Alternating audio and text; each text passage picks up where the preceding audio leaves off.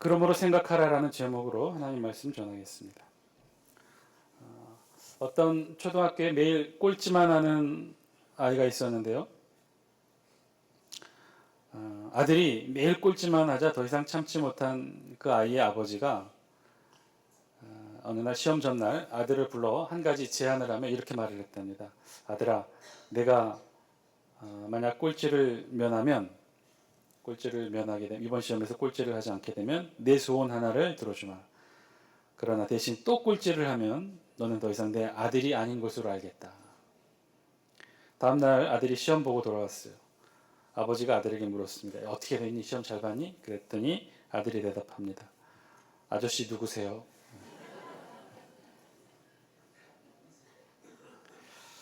다음날 문제 그 아이가 학교에서 공부를 합니다. 선생님이 질문을 했어요. 그 아이한테 질문을 했는데 산수 문제를 낸 모양이죠. 자, 지금부터 쉬운 산수 문제 하나를 낼 테니 잘 듣고 답을 말해보렴. 내가 1,000원을 지금 손에 가지고 있어. 그런데 너의 아버지께서 1,000원을 너의 아버지께 1,000원을 더 달라고 했어. 그래서 아버지로부터 1,000원을 더 받았어. 그러면 모두 얼마가 될까? 자신 있게 아이가 대답을 합니다. 1,000원이요. 아니 왜 1,000원을 가지고 있는데 또 1,000원을 받았는데 왜 1,000원이야? 2,000원이지? 맥이 빠져버린 선생님이 아이를 보며 절망스럽게 말을 합니다. 너는 참 산수를 모르는구나. 그랬더니 아이가 진지하게 선생님께 이렇게 대답합니다. 선생님은 저희 아버지를 잘 모르시는군요. 제 손에 1,000원이 이미 있는데 거기에 1,000원을 더 주실 분이 결코 아닙니다. 아버지를 알았던 거죠. 아버지가 어떤 사람이라는 것을 아들이 누구보다도 잘 알았던 거죠. 사람이 자기 자신을 안다는 건 매우 중요하고도 어려운 일입니다. 왜냐하면 사람이 자기 자신을 안다는 것은 자기 자신의 정체성과 관련이 되어 있기 때문이죠. 여러분은 여러분 자신을 누구라고 생각하십니까? 아주 오랜 옛날 그리스의 델피 신전에 이런 문구가 새겨져 있었다고 하죠. 내 자신을 알라. 소크라테스 철학자는 이 문구를 인용해서 자신의 철학의 한 주요한 방법론으로 삼았는데요. 자신이 가르치는 제자들에게 늘 질문했던 거죠. 내 자신을 알라라는 이 전제하에 질문을 했어요. 질문법이죠. 소크라테스는 자신의 제자들을 가르칠 때 알려주기보다는 오히려 질문을 했어요. 말하자면 제자들이 소크라테스에게 이런 질문을 했다면 이 세상의 존재에 근원된 물질은 무엇인가요? 라고 제자들이 소크라테스에게 질문을 했다면 반대로 소크라테스는 제자들에게 이렇게 얘기했다는 거예요. 자, 그러면 세상이란 무엇으로 이루어졌을까? 물질이란 무엇이지? 이렇게 오히려 제자들에게 질문을 해서 질문을 통해 제자들이 깨닫게 되기를 원했던 것이 소크라테스의 철학의 방법이었죠. 제자들이 소크라테스의 질문을 통해 깨닫게 되기를 원했는데 결국은 소크라테스는 제자들이 어떤 것을 깨닫게 되기를 원했냐면 자신들의 무지를 깨닫게 되기를 원했다는 거예요. 그래서 소크라테스가 사용한 이 문장, 내 자신을 알라는 말의 의미는 너 자신의 무지를 깨달으라. 네가 모르는 존재이고 그 어떤 것도 알 수 없는 존재라는 것을 깨달으라는 말이죠. 사실 우리는 우리 자신이 누구인지 잘 모를 때가 많이 있습니다. 나의 정체성, 나의 능력, 나의 생각, 나의 감정, 정작 나 자신의 것들은 잘 모를 때가 많이 있다는 것이죠. 특별히 이것이 시간의 경과와 함께 한다면 더욱더 그렇습니다. 과거에 나의 모습은 어떠했는지, 또 나의 생각은 어떠했는지, 현재에 더욱 집착하면 집착할수록 과거의 나를 더욱더 알지 못하게 되죠. 우리 마을 가운데 개구리 올챙이적 생각 못한다라는 말이 있습니다. 개구리가 올챙이적 시절을 생각 못한다는 거죠. 땅에서도 물속에서도 살아갈 수 있는 양서류 중에 하나가 개구리인데 개구리가 옛날 자신이 올챙이였을 시절, 물속에서 이만 뻐끔거렸던 이 올챙이였다는 사실을 개구리가 기억하지 못한다는 거예요. 자기의 지위가 높아지고 전날에 미천했던 그런 생각들을 못하게 된다는 뜻이죠. 그런데 여러분 그 사실 아십니까? 개구리는 정말 올챙이적 생각을 할 수가 없답니다. 왜냐하면 개구리와 올챙이는 너무나 다른 존재이기 때문에 그렇죠. 올챙이에서 개구리로 너무나 많이 변해버렸기 때문이라는 거예요. 올챙이는 아가미로만 호흡을 합니다. 그래서 분류상 어류에 속하죠. 그러나 개구리는 다릅니다. 물속에서는 아가미로, 육지에서는 폐와 이 피부로 호흡하는 양서류예요. 당연히 개구리는 자신과 종이 전혀 다른 올챙이를 기억할 수도 알 수도 없다는 것이죠. 자, 다시 처음 질문으로 돌아가 봅니다. 지금의 우리, 이 자리에 앉아 계시는 저와 여러분들, 우리는 누구인가요? 이 질문은 과거에 우리는 누구였는가를 깨닫는 것에서부터 올바른 답을 찾을 수 있습니다. 우리의 과거의 우리는 누구인가? 신앙인으로서 과거의 우리는 한마디로 정의하면 모두 다 하나같이 이방인입니다. 신앙인으로서 우리의 과거의 모습은 이방인이라는 것이죠. 하나님의 선택받은 백성 이스라엘 사람들, 이스라엘 백성들의 세계관은 매우 단순합니다. 이들의 세계관은 이 세상을 오직 두 종류의 사람으로만 바라봐요. 이 세상 사람들 참 많이 있는데 여러 종류의 인종이 있고 여러 문화권에 사는 사람들이 있고 여러 다른 언어와 정치와 경제 방식을 가진 많은 다른 종류의 사람들이 있지만 유대인들의 세계관으로 보면 딱 두 종류밖에는 구분하지 않아요. 이 세상은 오직 두 종류 사람이 있는데 첫 번째 사람은 하나님의 말씀을 받아 지켜온 유대인 자신들과 그리고 하나님을 알지 못하고 하나님의 말씀을 알지 못하는 이방인으로만 이 세상을 구분합니다. 한 목사님이 성지순례 도중에 유대인과 대화를 나누게 되었답니다. 유대인에게 이렇게 질문했습니다. 왜 당신들은 예수님을 믿지 않습니까? 그랬더니 유대인이 이렇게 대답했다고 하죠. 어떻게 하나님께서 예수라는 인간이 될 수 있겠습니까? 그건 불가능합니다. 그렇기 때문에 우리는 예수를 믿지 않습니다. 그래서 그 목사님이 다음과 같이 물었대요. 그런데 전 세계에는 당신들이 믿지 않는 예수님을 믿고 의지하며 그분의 뜻대로 살고자 하는 그런 기독교인들이 얼마나 많은지 아십니까? 그리고 그 숫자는 점점 늘고 있어요. 그러나 반면에 유대교는 그렇지 못한 것 같습니다. 수천 년 하나님을 알고 하는 말씀을 담지해오면 무엇합니까? 숫자가 늘지 않는데 이것에 대해서는 어떻게 생각하십니까? 이 질문에 유대인이 이렇게 말했대요. 당연하잖아요. 기독교는 열심히 전도하니까 그렇게 수가 증가할 수밖에 없어요. 그러나 우리는 전도를 하지 않습니다. 왜 전도를 합니까? 우리 민족만 잘 믿으면 되지 왜 다른 민족까지 믿을 필요가 뭐 있습니까? 이게 보편적인 유대인들의 사고예요. 유대인들은 따로 포교로 활동을 하고 있지 않습니다. 왜냐하면 유대인들에게는 특별한 선민의식이 있기 때문에 그래요. 자신들만이 하나님의 이름을, 하나님의 말씀을 지켜왔다는 거예요. 자신들만이 그러한 하나님의 선택받은 백성이고 하나님의 선민이라는 거예요. 이들의 선민의식은 대단합니다. 그들이 어렵고 힘든 역사 속에서 자신들을 지켜주고 이끌어주신 분이 하나님이었다는 사실, 이 사실을 그들은 늘 잊지 않고 기억해요. 이것이 그들에게 있는 이 선민의식이 오히려 이 세상과는 동화되지 못하고 함께 어울리지 못하는 단점으로 작용함에도 불구하고 이들은 이 선민의식을 절대로 놓지 않습니다. 이 세상에 많은 민족과 사람들이 있지만 오직 자신들을 하나님이 택하셨고 자신들에게만 하나님의 이름을 알게 하셨고 자신들의 역사 속에서만 하나님이 활동하셨다라고 이들은 지금까지도 생각하고 있어요.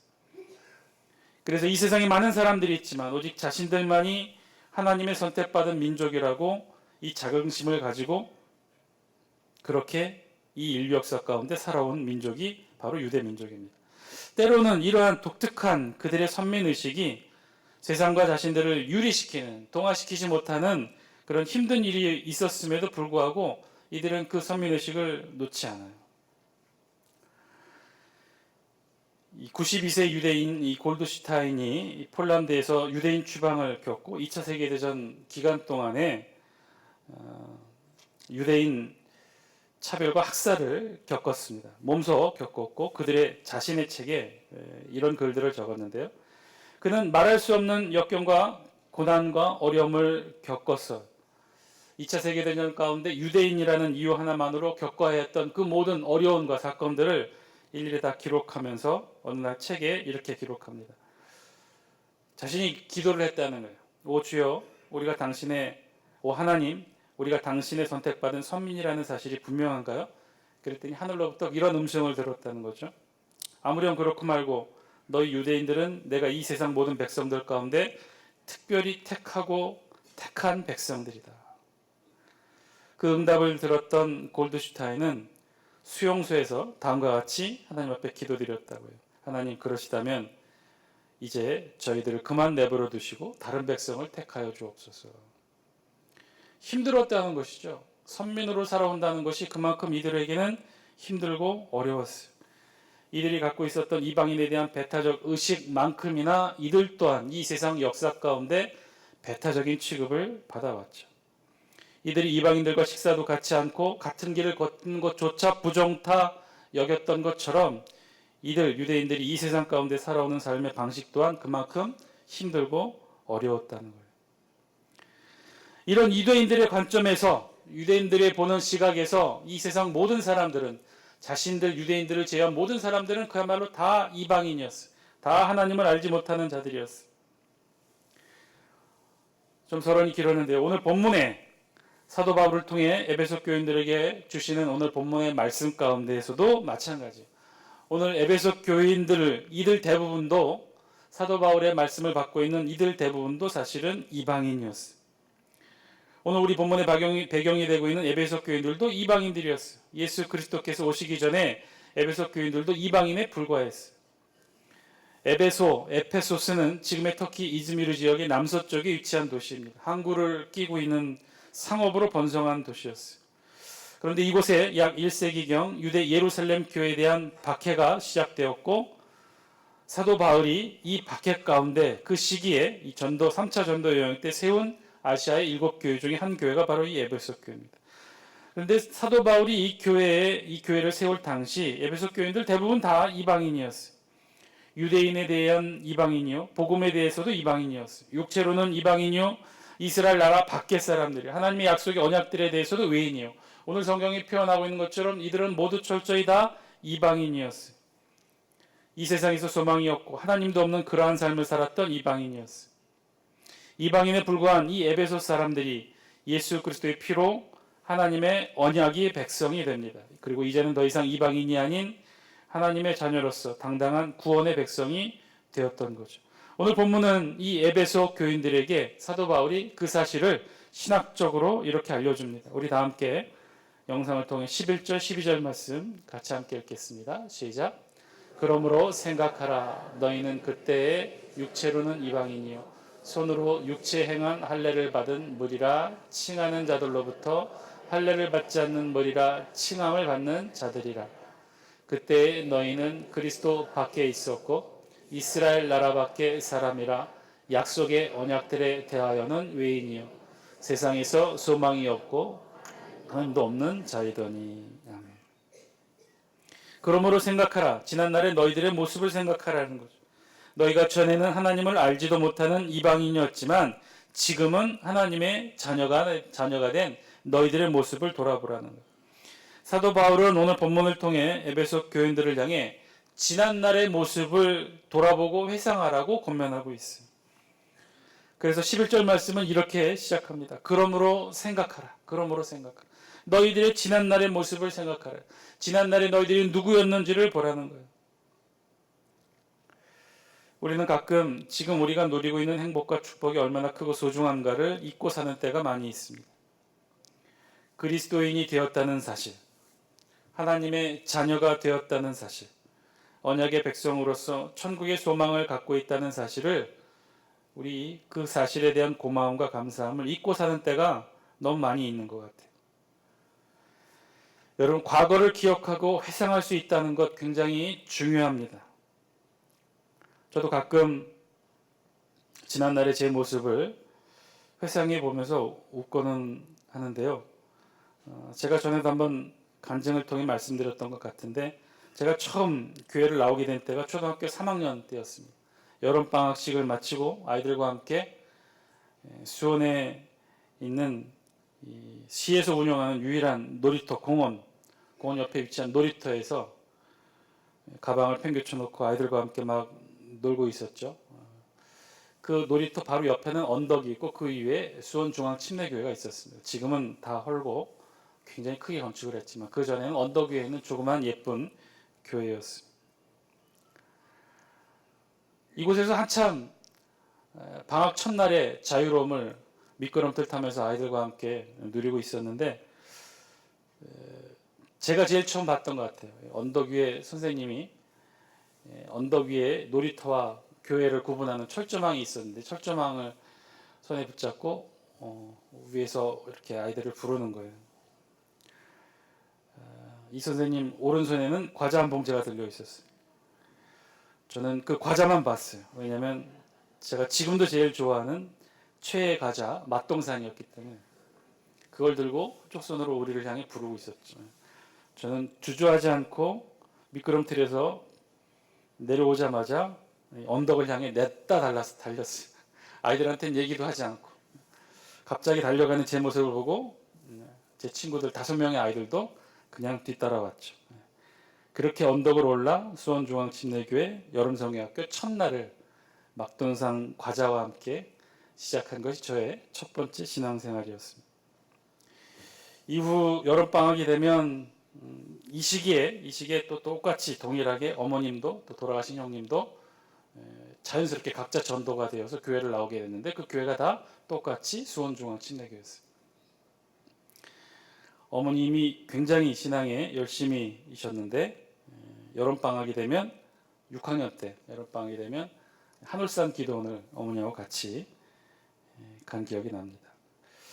지금은 많이 시설이 좋아져 있지만 옛날에는 그런 대형 기도원에 식당 시설이 그렇게 충분치 않았어요. 그래서 그런 기도원 가려면 2가지를 반드시 꼭 챙겨야 됐는데 내가 깔고 잘 간단한 이불 보따리 하나하고 이만한 솥단지에 일주일 먹을 쌀과 고추장과 김치를 담아서 돌돌돌 말아서 버스 타고 한울산 기도원을 갔던 기억이 납니다. 그렇게 신앙생활을 시작을 했고 중고등학교 때 임원을 하고 또 수련회 때 눈물을 흘리며 부르짖었던 그 기도의 시간들, 고1 때 금요 철야 기도회 때 하나님 앞에 기도하며 서운했던 시간들, 그리고 신학대학에서 그리고 오늘에 이르기까지.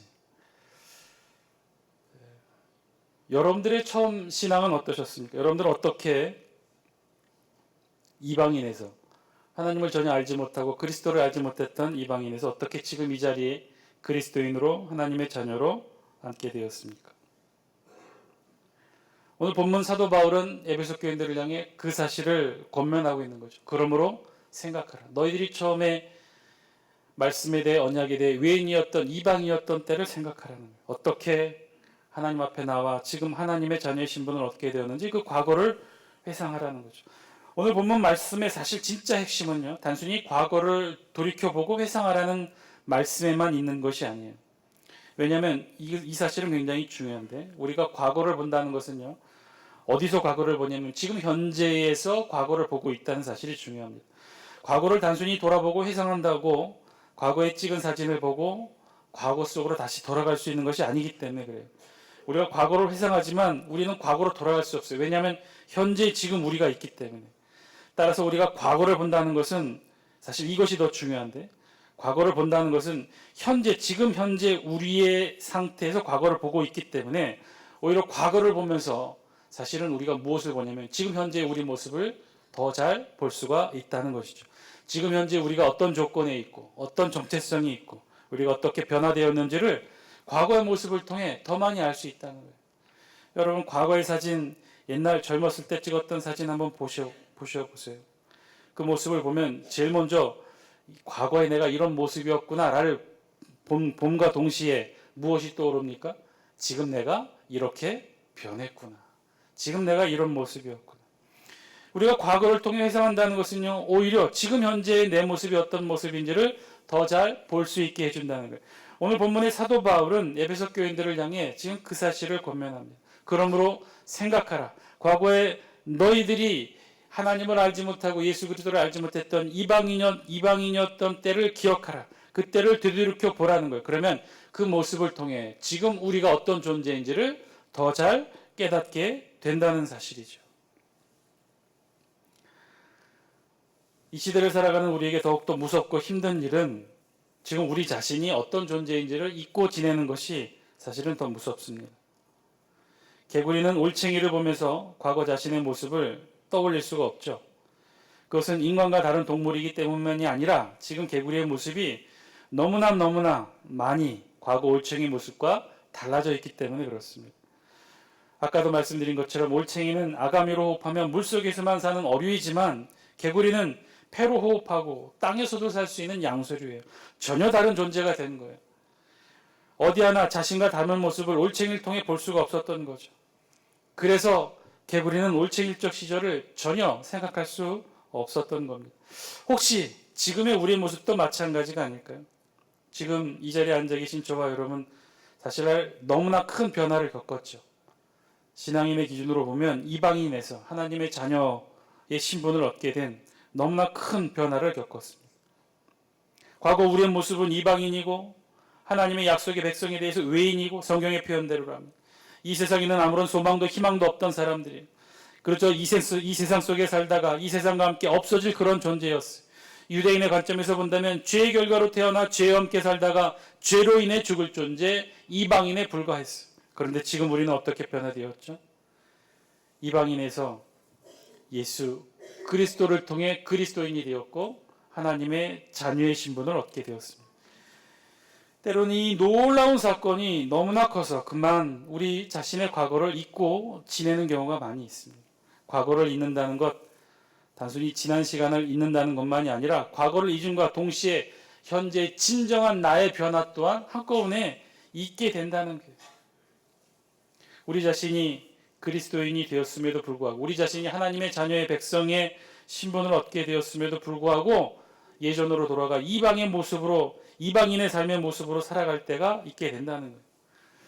아직도 이 땅에 많은 이들이 그 사실을 깨닫지 못하고 하나님의 자녀로서 이 세상을 살아가지 못하는 때가 너무나 많이 있는 것 같아요. 교회보다 이 세상에 점집이 더 많다고 하죠. 그 점집의 상당수 수입원이 바로 크리스찬들이라고 합니다. 자녀의 대학 입시, 남편의 승진 문제, 장성한 자녀의 결혼 문제, 손자, 손녀의 이름 짓기 위해서도 점집을 찾아다니는 그리스도인들이 아직 이 땅에는 많이 있다고 합니다. 과거를 돌아보지 않기 때문이죠. 과거를 돌아보고 현재 자신의 인식을 제대로 깨닫지 못하기 때문에 그래요. 이런 이들은 신앙의 발걸음을 뒤로 하고 뒷걸음질 치는 겁니다. 신앙의 길을 거꾸로 걷는 거예요. 사도 바울은 오늘 본문을 통해 에베소 교인들에게 외칩니다. 그러므로 생각하라. 너희는 다 이방인이었다. 그리스도 밖에 있는 자들이었고 이스라엘 약속의 언약에 속해 있지 않았다. 세상의 소망이었고 하나님도 모르는 자들이었다. 그러나 이제는 다르다. 이제는 예수 그리스도의 생명의 보혈이 너희를 변화시켰다. 너희는 이방인에서 약속의 자녀 그리스도인이 되었다. 우리가 하나님의 자녀가 되고 이방인에서 하나님의 자녀의 신분을 획득하게 된 중요한 결정적 계기, 그럼 도대체 어떻게 이 일들을 이루게 되었는가? 우리의 신앙의 노력으로 내가 성실히 삶을 살아서 내가 하나님 앞에 나와 하나님의 이름을 부르짖었기 때문에 우리가 하나님의 자녀, 약속의 자녀가 되었느냐? 그렇지가 않다는 거예요. 13절 말씀 우리 같이 한번 읽겠습니다. 시작. 이제는 전에 멀리 있던 너희가 그리스도 예수 안에서 그리스도의 피로 가까워졌느니라. 이 변화의 핵심에 누가 있었느냐? 나의 노력이, 나의 신앙의 결단이, 나의 신앙의 새로운 삶의 모습이 있는 것이 아니라 누가 있었냐면 예수 그리스도의 보혈이 있었다는 거죠. 우리 자신의 이 변화를 이룬 것은 우리 자신이 아니라 예수 그리스도의 변화를 통해, 보혈을 통해 이루어지게 되었다는 거예요. 그래서 14절에서 18절은 우리에게 말씀해 주고 있어요. 그러므로 생각하라. 예수 그리스도의 피가 우리와 하나님 사이를 가깝게 만들어 주었다. 예수 그리스도의 십자가, 그 십자가가 하나님과 우리 사이에 막힌 담을 허셨다. 그러므로 이제부터 너희는 이방인이 아니요 오직 성도들과 동일한 시민이요 하나님의 권속이다. 하나님께 속한 자들이다. 우리 다 함께 19절 말씀 같이 한번 읽겠습니다. 시작. 그러므로 이제부터 너희는 외인도 아니요 나그네도 아니요 오직 성도들과 동일한 시민이요 하나님의 권속이라. 우리가 누구인지 어떠한 존재인지 성도들과 동일한 시민이요. 그래서 결국 우리 존재는 하나님의 권속, 하나님께 속한 존재라는 것. 그러므로 생각해야 한다는. 과거를 통해 현재 우리 자신의 모습을 바로 깨달아 알게 되라는 것이죠. 우리의 변화된 모습을 깨달아 알아야 한다는 것입니다. 오늘 말씀을 통해 우리 자신이 누구인지 제대로 깨닫고 이해하는 저와 여러분 다 되시기를 주의 이름으로 간절히 축원드립니다. 우리는요, 이방인에서 하나님의 자녀로 변화되었습니다. 변화된 존재입니다. 그렇다면 이제 그 변화된 존재에 맞는 우리의 삶의 방식이 있어야겠죠. 우리의 삶의 모습에 있어도 성숙이 있어야 한다는 것입니다. 우리는 이 세상에서 육체로 산소를 호흡하며 살아가지만 우리의 영은 하늘의 신령한 말씀으로 호흡하며 살아가는 존재라는 거예요. 우리 육체는 비록 이 세상에 발딛고 있지만 우리의 영혼은 아름답고 찬란한 하늘나라의 소망으로 발딛고 살아간다는 거예요. 이 세상은 고난과 역경과 어려움 속에서 살고 있지만 우리는 주님과 동행하며 주님과 함께 살아가는 존재라는 거예요. 우리가 비록 육체는 땅에 있지만 우리의 영혼만큼은 하늘을 향해 열려 있고 하늘과 함께 하나님과 함께 살아가는 존재, 그것이 바로 저와 여러분 하나님의 자녀의 신분의 삶이라는 것이죠. 우리 다 함께 우리 본문 20절 22절 말씀 같이 한번 읽겠습니다. 시작. 너희는 사도들과 선지자들의 터 위에 세우심을 입은 자라. 그리스도 예수께서 친히 모퉁이 돌이 되셨느니라. 그의 안에서 건물마다 서로 연결하여 주 안에서 성전이 되어가고 너희도 성령 안에서 하나님의 거하실 처소가 되기 위하여 예수 안에서 함께 지어져 가느니라. 아멘. 하나님의 자녀의 신분된 삶으로서 어떤 삶을 살아야 되는지 우리 성경 20절에서 22절은 저와 여러분들에게 말씀해 주고 있습니다. 하나님의 자녀로서 우리가 어떻게 살아야 되느냐? 예수 그리스도께서 계시는 이 장수교회 안에 예수 그리스도와 함께 서로 연결되어 저와 여러분들도 성전이 되어가는 거룩한 삶을 살아가시라고 오늘 성경이 저와 여러분들에게 말씀해 주고 있습니다. 사랑하는 장수교회 성도 여러분, 교회의 머리 되시고 모퉁이 돌이 되어 우리의 신분의 변화를 주셨던 예수 그리스도, 우리 장수교회를 통해 이제 그 예수 그리스도와 함께 저와 여러분이 성전이 되어가는 변화되고 거룩한 성화의 삶 살아가시기를 주의 이름으로 간절히 축원드립니다. 함께 기도드리겠습니다.